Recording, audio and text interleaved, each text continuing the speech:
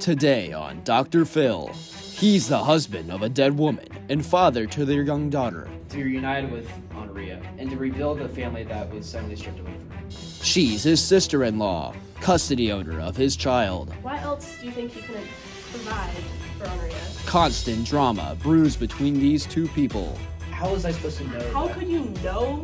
He says that he's changed, is ready to have his daughter back. She says that she can't trust the man he truly is. I do not think my mind will change on it. Shocking revelations in store.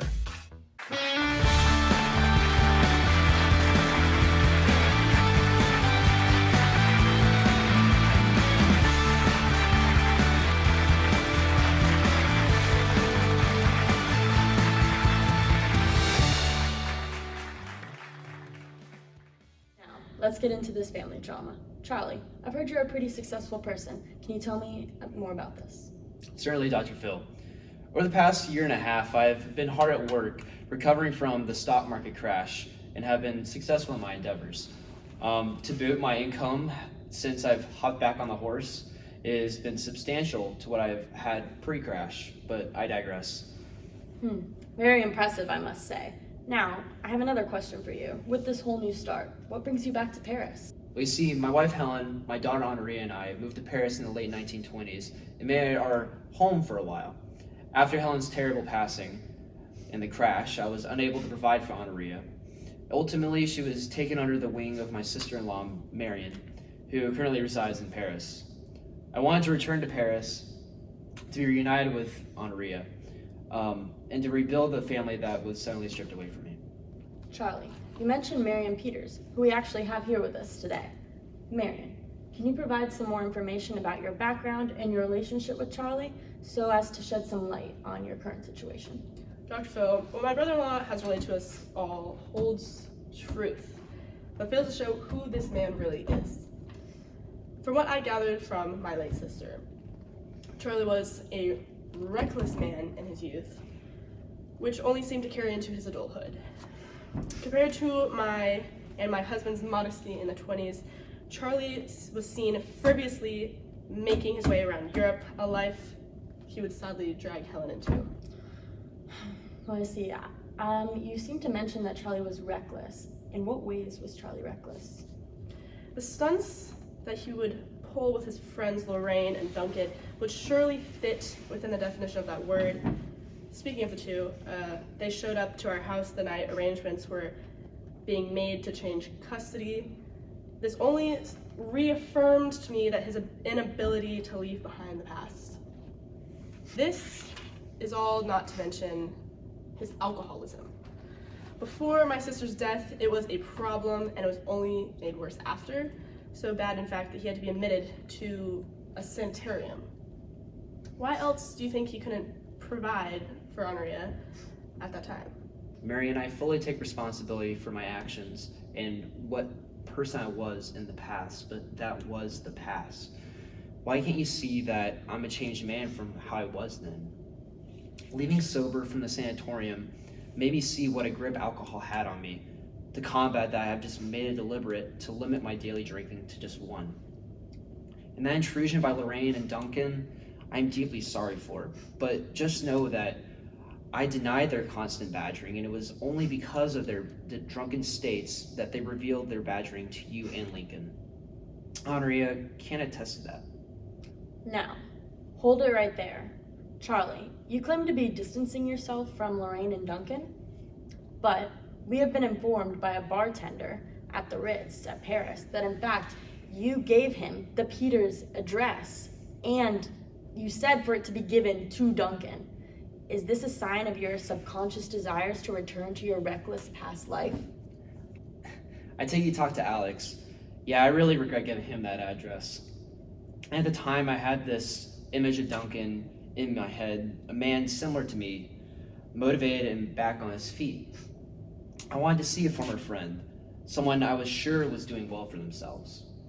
I suppose my instincts were the enemy that day, landing me in the predicament that we find ourselves in now. It amuses me to see that you think so highly of yourself, that you are any way fit to be a father. Well, Andrea surely thinks that I am. Honorea's a child and has only seen your character through the years she's been alive and the snippets that you allow her to see. All I'm trying to do is to be the best person Helen would have wanted me to be for Honorea. Maybe you should have been the best person for Helen before you locked her out in the snow to die. That is ice cold, Charlie. Well, on that note, we'll be right back after the break. Okay, now that we're back, let's dissect this complex and very serious situation. We've heard a lot from Marion, so let's change perspectives and hear what Charlie has to say. Is what Marion says true? No, I was not in the right headspace. I honestly do not feel comfortable talking about this here. But to clear up the confusion, Helen had heart troubles. It was not my fault. How was I supposed to know How that? could you know, Charlie? There was a snowstorm, and she had many drinks. I don't understand how you could have thought that this was an okay idea. I have always been skeptical of you, but after that event, I cannot trust you. Charlie, if you can't take care of yourself, why do you think you can take care of Honorea? Marion, please. From what I have heard, Charlie should not take full responsibility for Helen's death. That's not fair. The death of a loved one is such a great burden to carry, and Charlie has shown signs of growth because he is not proud of his past. That doesn't change the fact that it happened. I do not think my mind will change on this. Marion, it's been nearly 2 years since the fact, and I know that I made a mistake. I have restless nights thinking about her and what could have gone differently. Now I'm changed, and I strongly resent who I was and how I acted.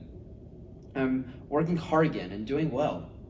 Additionally, I have significantly limited my drinking habits to 1 drink a day, like I said. I do see you, Charlie, and that you are trying to be a better person, whether it is for yourself or for Honorea. Now that I think about it, Honorea, that's someone we haven't mentioned in a while, and she is the one that really matters. How does she feel about this? What does she want? Well, she's only a child, and Helen would have wanted her to be safe with me. When Helen was dying, she told me to watch over Honorea, not you, Charlie. But that's not me anymore. That was me for a little over a year ago. Before then, I worked very hard to get where I was. I'm also working hard now, and it's paying off. Again, I would like to remind you that we are straying from the topic slightly. And Honorea, what does she want? She is able to speak, right, and have her own thoughts? Well, when I visited her, she was very excited to see me, and she even asked me why she couldn't live with me. She's so mature now. She even told me herself that she could take care of herself. I don't want to miss her. I want the privilege of getting to know her again. I want to take care of her. I am ready now. That's why I'm here. Honorea did express a desire to live with Charlie, and she seems to be happy when she's with him, but that does not mean that he is what's best for her. Well, I'm glad that you can both at least agree on the fact that Honorea does want to be with Charlie. Charlie, when did you realize that you were ready to visit Honorea and ask for custody? I just needed time to get back on my feet. Well, it surely took you long enough. How come you didn't come to visit us earlier? We had Honorea for over a year before you came and visited us. I just wasn't ready or in the right mental space. I needed to take care of myself before I could take care of her. And now I'm ready to take care of her. Marion has a good point, but that's definitely very mature of you to acknowledge that you yourself were not in a good space to take care of a child. Overall, it seems that Marion is concerned about whether or not she can trust Charlie based on his past behavior, which is definitely a valid concern. It also appears that Marion does not think that Charlie is ready because it has only been about a year and a half since he has taken care of Honorea. I also see that Charlie shows very clear signs of growth, given that he has found a way to limit his drinking, and he's also doing very well financially and can support a child. It's also clear that Charlie cares a lot for Honorea, and that Honorea does want to be with him. However, one of the most important elements of this issue is the passage of time, and whether or not enough time has passed to ensure that Charlie won't repeat this past behavior. I would recommend Marion keep custody of Honorea for at least half a year, and Charlie should have the ability, say as long as you allow it, to visit Honorea frequently. Then after this time has passed, if Charlie still shows signs of positive behavior, then he should have the opportunity to gain custody of his child again. Can you both agree on this?